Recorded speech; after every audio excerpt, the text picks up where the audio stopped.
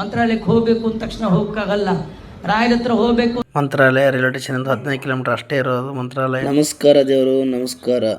Bijapur couple YouTube ಚಾನಲ್ಗೆ ಸ್ವಾಗತ, ಸುಸ್ವಾಗತ. ನಾವು ಇವತ್ತು ಹೊರಟಿದ್ದು ಮಂತ್ರಾಲಯ ಶ್ರೀ ರಾಘವೇಂದ್ರ ಸ್ವಾಮಿ ದರ್ಶನಕ್ಕೆ. ಬನ್ನಿ ಇವಾಗ ನಾವು ಹೋಗೋಣ. ನಾನು ಗುರುವಾರ ದಿನ ಡ್ಯೂಟಿ ಮುಗಿಸ್ಕೊಂಡು ಬಂದು ಹಾಗೆ ಸ್ವಲ್ಪ ಬ್ಯಾಗ್ ರೆಡಿ ಮಾಡಿದ್ದು, ಹಾಗೆ ನಾನು ಬಂದು ರೆಡಿಯಾಗಿ ಇಬ್ಬರು ಕೂಡಿ ಬ್ಯಾಗ್ ರೆಡಿ ಮಾಡ್ಕೊಂಡು ಹೊರಟೆವು. 6 ಗಂಟೆಗೆ ನಾವು ಅಲ್ಲಿಂದ ರಾತ್ರಿ 10 ಗಂಟೆಗೆ ಒಂದು ವೆಜ್ ಲ್ಯಾಂಡ್ ಅಂತೇಳಿ ಒಂದು ಹೋಟೆಲ್ ಇತ್ತು. ಹೋಟೆಲಲ್ಲಿ ಊಟಕ್ಕೆ ತರ್ಬೋದ್ರು. ನಾನು ಸ್ವಲ್ಪ ಹಾಗೆ ಕೂತು ಊಟ ಮಾಡಿದೆವು. ನಾವು ಮನೆಯಿಂದ ಚಪಾತಿ ಪಲ್ಯ ಮಾಡ್ಕೊಂಡು ಹೋಗಿದ್ರಿಂದ ಅಲ್ಲೇ ಕೂತು ಹೋಟೆಲಲ್ಲಿ ನಾವು ಬುತ್ತಿ ಓಪನ್ ಮಾಡಿ ಊಟ ಮಾಡ್ಕೊಂಡೆವು. ಅಲ್ಲಿಂದ ಊಟ ಮಾಡ್ಕೊಂಡು ಮುಂದೆ ಪಯಣ ಸ್ಟಾರ್ಟ್ ಆಯಿತು ನಮ್ಮದು. ಬೆಳಗ್ಗೆ 5:15 ಬಂದು ತಲುಪಿದೆ ನಾವು ಮಂತ್ರಾಲಯ ಮೇನ್ ಗೇಟ್. ಈ ಸರ್ಕಲ್ ಇದೆಯಲ್ವ ಕರೀತಾರೆ, ಇಲ್ಲೇ ಮೇನ್ ಗೇಟ್ ಇದೆ. ನಮಗೆ ಬಸ್ ಇಲ್ಲೇ ಸ್ಟಾಪ್ ಆಗುತ್ತೆ. ಇಲ್ಲಿ ಇಳ್ಕೊಂಡು ಫಸ್ಟಿಗೆ ನಮಗೆ ಈ ಸರ್ಕಾರಲ್ಲಿ 4 ರೋಡ್ಗೆ 4 ರೋಡ್ ಕಡೆ ಒಂದೊಂದು ಮೂರ್ತಿ ಇದೆ ರಾಘವೇಂದ್ರ ಸ್ವಾಮಿದು. ಇಲ್ಲೇ ದರ್ಶನ ಮಾಡಿಕೊಂಡು ನಾನು ಸ್ವಲ್ಪ ಇಬ್ಬರು ಹಾಗೆ ನೋಡಿಕೊಂಡು ಗೇಟ್ ಎಂಟ್ರಿ ಆದೆವು.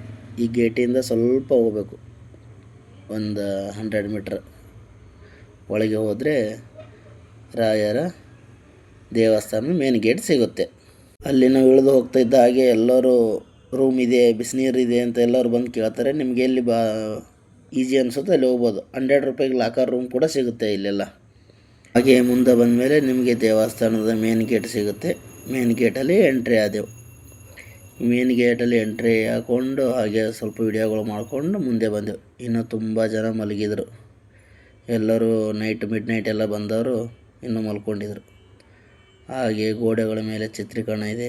ಮಹಾಭಾರತ, ರಾಮಾಯಣ ಮತ್ತು ಕರ್ನಾಟಕದ ಅಷ್ಟು ಪ್ರಸಿದ್ಧ ದೇವರುಗಳಿದೆ. ಹಾಗೂ ನಮ್ಮ ಇಂಡಿಯಾದ ಟೆಂಪಲ್ಗಳು ಎಲ್ಲನೂ ನೋಡ್ಬೋದು ಇದ್ರ ಮೇಲೆ, ಈ ಗೋಡೆ ಚಿತ್ರೀಕರಣ ಮೇಲೆ. ಅದ್ರ ಬಗ್ಗೆ ಕೂಡ ವಿವರವಾಗಿ ಕೂಡ ಬರೆದಿದ್ದಾರೆ ಕೆಳಗಡೆ. ತಮಿಳು, ತೆಲುಗು ಮತ್ತು ಇಂಗ್ಲೀಷು, ಕನ್ನಡದಲ್ಲೆಲ್ಲ ಕೂಡ ಬರೆದಿದ್ದಾರೆ. ಹಾಗೆ ಅದನ್ನು ನೋಡಿಕೊಂಡು ನಾವು ಎಂಟ್ರಿ ಆದ ಹಾಗೆ ದೇವಸ್ಥಾನದ ಮುಂದುಗಡೆ ಬಂದು ಅಷ್ಟರಲ್ಲಿ ಮುಂದುಗಡೆ ಫ್ರಂಟ್ ಲೈಟ್ ಎಲ್ಲ ಆಫ್ ಆಗಿತ್ತು. ಅದಕ್ಕೆ ತುಂಬ ಕತ್ತಲು ಕಾಣಿಸ್ತಾ ಇತ್ತು. ಹಾಗೆ ಮುಂದೆ ಬಂದ ದೇವರಿಗೆ ಇಲ್ಲಿ ಹೊರಗಿನಿಂದ ಕೈ ಮುಕ್ಕೊಂಡು ನಾವು ಎಂಟ್ರಿ ಆಗ್ತೇವೆ ದೇವಸ್ಥಾನದ ಲೆಫ್ಟ್ ಸೈಡಿಂದೇ ಇರೋದು ಅದು ರೂಮು, ಲಾಕರ್ ರೂಮ್. ಅಲ್ಲಿ 100 ರೂಪೀಸ್ 24 ಅವರ್ ಇರ್ಬೋದು. ಎಲ್ಲ ಸ್ನಾನ ಮಾಡೋಕ್ಕೆ ನೀರು ಇರುತ್ತೆ, ಎಲ್ಲ ವ್ಯವಸ್ಥೆ ಇದೆ. ಚಾಪೆ ದಿಂಬು ಎಲ್ಲ ಕೊಡ್ತಾರೆ ರೆಸ್ಟ್ ಮಾಡೋಕ್ಕೆ. ಅಲ್ಲಿಗೆ ನಾವು ಇವಾಗ ಹೋಗಬೇಕು. ಹಾಗೆ ಇನ್ನೊಂದು ಮುಂದೆ ನಾವು ಎಂಟ್ರಿ ಆಗಿದೆ ಲಾಕರ್ ರೂಮ್. ನೋಡಿ ಅಲ್ಲಿ ಕಾಣ್ತಿದೆ, ಲಾಕ್ ರೂಮ್ ಹತ್ತಿರಕ್ಕೆ. ಲಾಕ್ ರೂಮ್ಗೆ ಎಂಟ್ರಿ ಅದಾವೆ. ಇಲ್ಲೇ ಮುಂದೆ ಇದೆ, ಹಿಂಗೆ ಲೆಫ್ಟ್ ಸೈಡಿಂದ ಹೋಗೋದು ಸ್ಟ್ರೇಟ್. ನಾವು ಲಾಕರ್ ರೂಮ್ಗೆ ಹೋಗುವಾಗ ನಮಗೆ ಲೆಫ್ಟ್ ಸೈಡ್ ಸಿಗೋದೇ ಈ ಅನ್ನಪೂರ್ಣೇಶ್ವರಿ ದಾಸೋಹ ಮಂದಿರ. ಇದು ಈ ಕಡೆ ದೇವಸ್ಥಾನದ ದರ್ಶನ ಮಾಡ್ಕೊಂಡು ಈ ಗೇಟಿಂದ ಬಂದು ಇಲ್ಲಿ ಕ್ಯೂ ಹಚ್ಚಬೇಕು. ಇಲ್ಲಿ ರಾಡ್ ಕಾಣಿಸ್ತಾ ಇದೆಯಲ್ಲ, ಇದರಲ್ಲೇ ಕ್ಯಾಂಟೀನ್. ಇದು ಅನ್ನಪೂರ್ಣೇಶ್ವರಿ ಭೋಜನಾಲಯ ಇಲ್ಲಿ ಇರುತ್ತೆ. ಇದು 11 ಗಂಟೆಗೆ ಓಪನ್ ಆಗುತ್ತೆ. ಇದನ್ನು ದಾಟಿ ಮುಂದುಗಡೆ ಹೋಗಬೇಕು. ಒಂದು 100 ಮೀಟ್ರ್ ಮುಂದೆ ಹೋದರೆ ನಿಮಗೆ ಅಲ್ಲಿ ಲಾಕರ್ ರೂಮ್ಗಳು ಸಿಗುತ್ತೆ. ಮುಂದುಗಡೆ ಟಿ ನಿಂತಿಲ್ಲ, ಇದೇ ರೋಡು. ಹಾಗೆ ನೋಡಿ ಎಲ್ಲ ಕಡೆ ಬೋರ್ಡ್ ಹಾಕಿದ್ದಾನೆ ಲಾಕ್ ರೂಮ್ ಅಂತೇಳಿ. ಹಾಗೆ ನೋಡಿ ಬಂದರೆ ಇದೇ ರೂಮು, ಇದೇ ಎಂಟ್ರೆನ್ಸ್ ಆಗಿದ್ದು. ನಾವು ಎಂಟ್ರೆನ್ಸ್ ಆದೆವು ನೋಡಿ. ಈ ಕಡೆ ಇರೋದೇ ಲೆಫ್ಟ್ ಸೈಡಿಗೆಲ್ಲ ಬಾತ್ರೂಮ್, ಟಾಯ್ಲೆಟ್ ಇದ್ದಾವೆ. ಈ ಕಡೆ ಒಂದು ಹಾಲ್ ಕೂಡ ಇದೆ. ಮುಂದುಗಡೆ ಲಾಕರ್ ಸ್ಟೇಟ್. ಇವಾಗೆಲ್ಲ ಚಿಕ್ಕದೊಂದು ರೂಮ್ ಇದೆ. ಆ ರೂಮಲ್ಲಿ ಒಬ್ಬರು ಕೂತಿರ್ತಾರೆ. ಆ ರೂಮಲ್ಲಿ ಹೋಗಿಬಿಟ್ಟು ನಾವು ಎಂಟ್ರಿ ಮಾಡಿಸೋದು. ನಮ್ಮ ಆಧಾರ್ ಕಾರ್ಡ್ ಕೊಟ್ಟು ಎಲ್ಲ ಎಂಟ್ರಿ ಮಾಡಿಸ್ಕೊಡೋದು. ನಾವಿಬ್ಬರು ಇರೋದರಿಂದ 200 ರೂಪಾಯಿ ಕೊಟ್ಟೆವು. ಅವರೆಲ್ಲ ಬರೆದು ಡೀಟೇಲ್ಸ್ ಕೊಡ್ತಾರೆ. ತೊಗೊಂಡ ಚೀಟಿ ನಂಬಲ್ಲಿ ಕೊಡೋದು, ಹಾಗೆ ಕೀ ಕೊಡ್ತಾರೆ. ಅಕ್ಕಿ ಇದೆಲ್ಲ ನಾವು ತೊಗೊಂಡು ಒಳಗಿಟ್ಟು ಲಾಕರೆಲ್ಲ ಮಳೆಗೆ ನಾವು ನದಿ ಸ್ನಾನಕ್ಕೆ ಹೊಂಟೆವು. ಬೆಳಗ್ಗೆ ತುಂಗಾ ನದಿಯಲ್ಲಿ ಸ್ನಾನ ಮಾಡೋದೇ ಒಂದು ಮಜಾ. ಹಾಗೆ ಇನ್ನೂ ದೇವಸ್ಥಾನ ಹೊರಾಂಗಣದಲ್ಲಿ ಇನ್ನೂ ತುಂಬ ಜನ ಮಲಗಿದ್ರು. ಹಾಗೆ ನಾವು ಬಂದೆವು ನೋಡಿ. ನದಿ ಹತ್ರ ಜನ ಸ್ನಾನ ಮಾಡೋಕ್ಕೆ ಆಲ್ರೆಡಿ ತುಂಬ ಜನ ಬಂದುಬಿಟ್ಟಿದ್ದಾರೆ. ಕೊರೆಯುವ ಚಳಿ ಚೆನ್ನಾಗಿತ್ತು. ಚಳಿ ಫುಲ್ ಕೋಲ್ಡ್ ವಾಟ್ರ್. ಇಲ್ಲಿ ಒಳಗಡೆ ಆ ಕಡೆ ಲಾಸ್ಟಿಗೆ ಹೋಗಿ ಜಳಕ ಮಾಡಬೇಕು. ಕಡೆ ನೀರು ಫ್ರೆಶ್ ನೀರು ಹರಿದು ಬರ್ತಾ ಇರುತ್ತೆ. ಹಾಗೆ ಸ್ನಾನ ಮಾಡಿ ಬಂದು ಮತ್ತೆ ಎಂಟ್ರೆನ್ಸ್ ಆದ ದೇವ್ರದ್ದು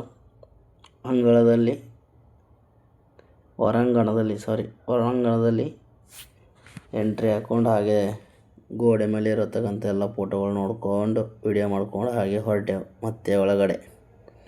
ಇನ್ನು ಕ್ಯೂ ಹಚ್ಬೇಕು ಒಳಗಡೆ ಹೋಗಿ. ಫುಲ್ ಒಳಗಡೆ ಇನ್ನೂ ಜನ ಬರ್ತಾ ಇತ್ತು. ಇವತ್ತು ಶುಕ್ರವಾರ ಆಗಿದ್ದರಿಂದ ಜನ ಸ್ವಲ್ಪ ಕಮ್ಮಿ ಇತ್ತು. ನಿನ್ನೆ ಗುರುವಾರ ಎಲ್ಲ ಬಂದು ಹೋಗಿರ್ತಾರೆ. ಶುಕ್ರವಾರ ಇರೋದ್ರಿಂದ ಜನ ಕಮ್ಮಿ ಇತ್ತು. ಹಾಗೆ ಬಂದೆ ವಿಡಿಯೋಗಳು ಮಾಡ್ಕೊಂಡು ಮುಂದ್ಗಡೆ. ಫುಲ್ ನೋಡಿ ಎಷ್ಟು ಅದ್ಭುತವಾಗಿ ಕಾಣಿಸ್ತಾ ಇದೆ ರಾಯರ ಬೃಂದಾವನ.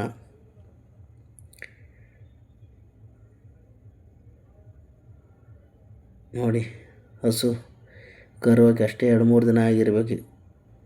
ನೋಡಿ ಎಷ್ಟು ಮುದ್ದಾಗಿ ಚಳಿ ಹತ್ತಿದ್ದು ಕಾಣಿಸುತ್ತೆ. ತಾಯಿ ಮಡ್ಲಲ್ಲಿ ನಿಂತ್ಕೊಂಡಿತ್ತು ಕರು.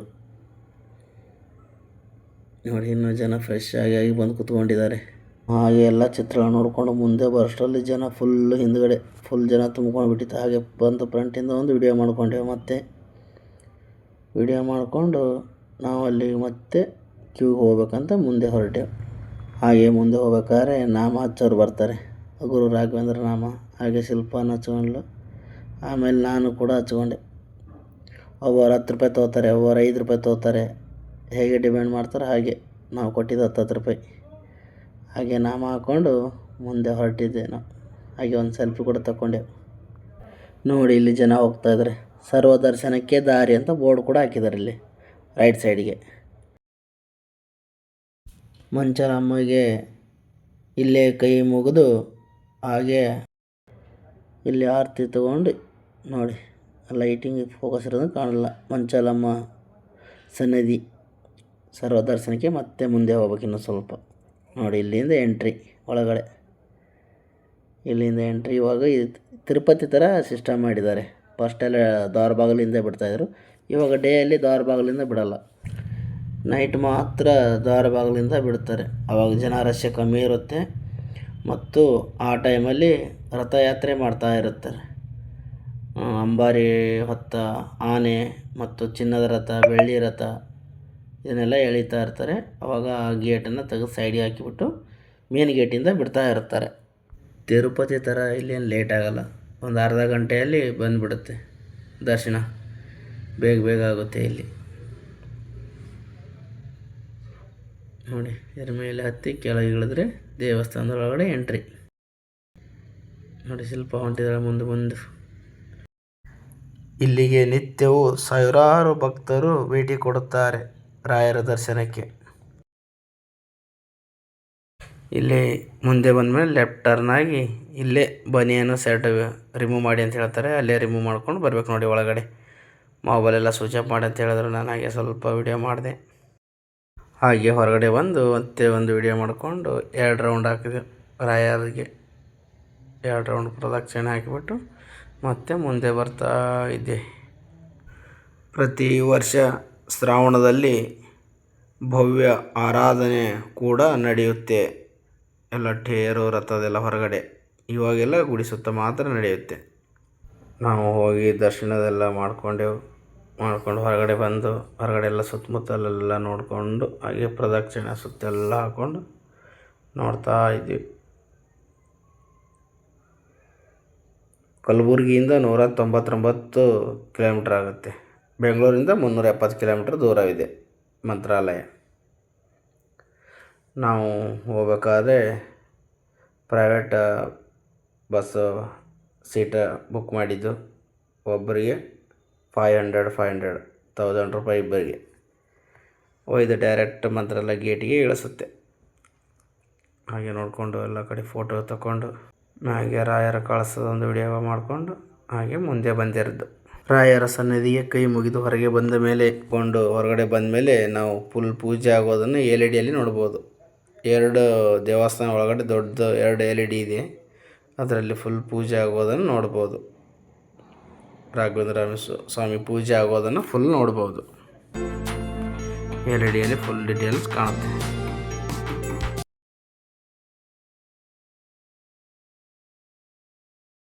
ರಾಘವೇಂದ್ರ ಸ್ವಾಮಿ ಪೂಜಾ ಭಂಡಾರಿ ಕೂಡ ಇಲ್ಲೆಲ್ಲ ಸಿಗುತ್ತೆ.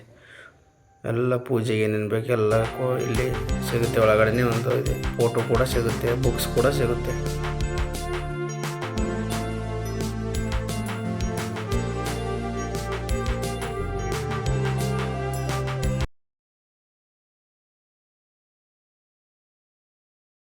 ಹಾಗೆ ನಾವು ಕೂಡ ಒಂದು ಪ್ರದಕ್ಷಿಣೆ ಹಾಕ್ಕೊಂಡು ರೌಂಡ್ ಬರಸ್ಲಿ ಯಾಕೆ ಈ ಥರ ಜನ ನಡೆದಿದ್ದಾರೆ ಅಂತ ನೋಡಿದ್ರೆ ಶ್ರೀ ಪೂಜ್ಯ ರಾಘವೇಂದ್ರ ಸ್ವಾಮಿಗಳಿಗೆ ಪೂಜೆ ಮುಗಿಸ್ಕೊಂಡು ಈಗಿನ ಗುರುಗಳು ಕೂಡ ಬಂದರು ಹೊರಗಡೆ ನೋಡಿ. ಎಲ್ಲರಿಗೆ ಕೈ ಮಾಡ್ಕೊಂಡು ಆಶೀರ್ವಾದ ಮಾಡ್ಕೊಂಡು ಹೋಗ್ತಾ ಇದ್ರು. ಅದನ್ನು ನಾವು ವಿಡಿಯೋ ಮಾಡಿಕೊಂಡು ನೋಡಿಕೊಂಡು ಹಾಗೆ ಬಂದೆವು ನೋಡಿ. ಎಲ್ಲರಿಗೆ ಭಕ್ತರಿಗೆ ಯಾರನ್ನೊಬ್ಬರನ್ನ ಹಾಗೆ ಹೋಗಲ್ಲ, ಎಲ್ಲರೂ ಕೈ ಮಾಡ್ಕೊಂಡೇ ಹೋಗ್ತಾರೆ.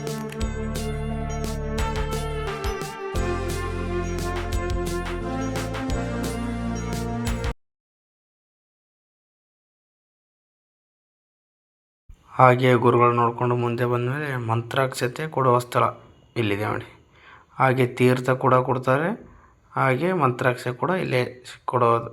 ನಾವು ದರ್ಶನ ಮಾಡ್ಕೊಂಡು ಬಂದಮೇಲೆ ಹೊರಗೆ ನೋಡಿ, ನಾವು ಫಸ್ಟ್ ರೌಂಡಿಗೆ ತೊಗೊಂಡಿದ್ದಿಲ್ಲ, ಸೆಕೆಂಡ್ ರೌಂಡಿಗೆ ಬಂದಿರೋದು.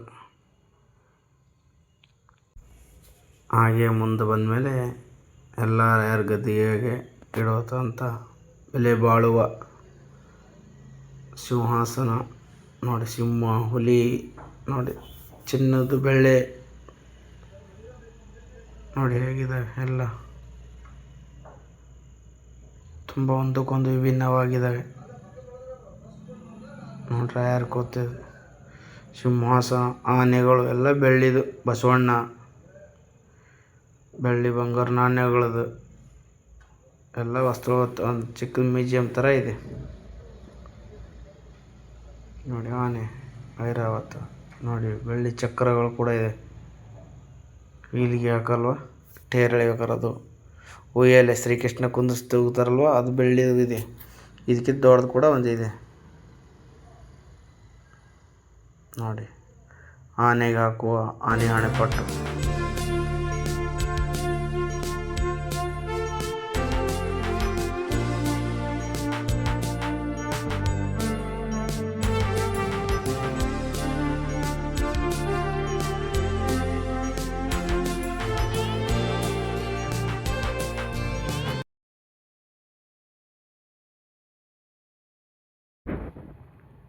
ನಾವು ಫಸ್ಟ್ ಒನ್ ಟೈಮ್ ನೋಡಿದ್ದು ಪೂಜೆ ಮಾಡಿ ಹೋಗುವಾಗ ಗುರುಗಳನ್ನ, ಮತ್ತೆ ಒಂದು ಟೈಮ್ ಸಿಕ್ಕರು ನಮಗೆ. ಟೋಟಲ್ ನಮಗೆ ಒಂದೇ ದಿನದಲ್ಲಿ 3 ಟೈಮ್ ಗುರುಗಳಿಗೆ ನೋಡೋಕ್ಕೆ ಸಿಕ್ಕಿರೋದು. ಈಗಿನ ಪರಮ ಗುರುಗಳಿಗೆ ಒಂದು ಟೈಮ್ ಕಾರಲ್ಲಿ ಸಿಕ್ಕರು, 2 ಟೈಮ್ ದೇವಸ್ಥಾನದಲ್ಲಿ ಸಿಕ್ಕರು. ಅನ್ನಪೂರ್ಣೇಶ್ವರಿ ಭೋಜನಾಲಯ ಹತ್ತಿರ ಕಾರಲ್ಲಿ ನೋಡಿದ್ದು, 2 ಟೈಮ್ ಇಲ್ಲಿ ದೇವಸ್ಥಾನದಲ್ಲೇ ನೋಡಿದ್ದು. ಹಾಗೆ ಗುರುಗಳನ್ನು ನೋಡಿಕೊಂಡು ಮತ್ತೆ ನಾವು ಎಂಟ್ರಿ ಕೊಟ್ಟಿದ್ದೆ ಅನ್ನಪೂರ್ಣೇಶ್ವರಿ ಭೋಜನಾಲಯಕ್ಕೆ. ಆ ದೇವಸ್ಥಾನದಿಂದ ದಾರಿ ಇದೆ ಅಲ್ಲಿಗೆ ಹೋಗೋಕ್ಕೆ ನೋಡಿ. ಬಂತು ನೋಡಿ 25ನೇ ಗೇಟ್. ಭೋಜನಾಲಯಕ್ಕೆ ದಾರಿ 11 ಗಂಟೆಯಿಂದ 2 ಗಂಟೆ, 7:30ಯಿಂದ 9 ಗಂಟೆ. ದಿನದಲ್ಲಿ 2 ಟೈಮ್ ಇರುತ್ತೆ ಭೋಜನಾಲಯ ಊಟ. ಹಾಗೆ ಇವಾಗ ಸ್ವಲ್ಪ ಕ್ಯೂ ಜಾಸ್ತಿ ಆಗಿದೆ. ನಾವು ಫಸ್ಟ್ ಟೈಮ್ ಬಂದಾಗ ಅಷ್ಟೊಂದು ಕ್ಯೂ ಇರಲಿಲ್ಲ. ಈ ಥರ ಇನ್ನೂ ಸಿಸ್ಟಮ್ನು ಮಾಡಿರಲಿಲ್ಲ. ಅಲ್ಲೇ ಮುಂದೆಯಿಂದ ಗೇಟಿಂದ ಹೋಗೋದು, ಆ ಗೇಟಿಂದ ಔಟ್ ಆಗೋದು, ಆ ಥರ ಸಿಸ್ಟಮ್ ಇತ್ತು. ಇವಾಗೆಲ್ಲ ಈ ಥರ ಸಿಸ್ಟಮ್ ಮಾಡಿದ್ದಾರೆ, ಜನ ಜಾಸ್ತಿ ಆಗುತ್ತಿರೋದ್ರಿಂದ.